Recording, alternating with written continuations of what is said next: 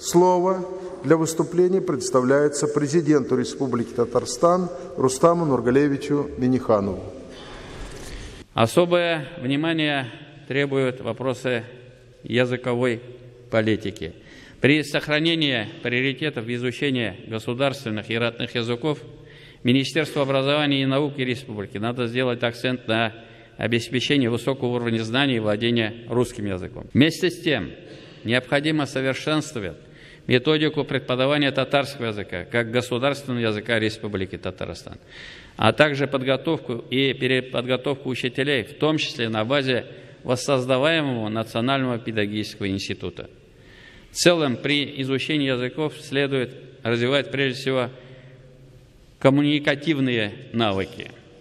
Базовые знания и навыки, которые станут основой успешного развития юного жителя республики, закладываются в раннем возрасте.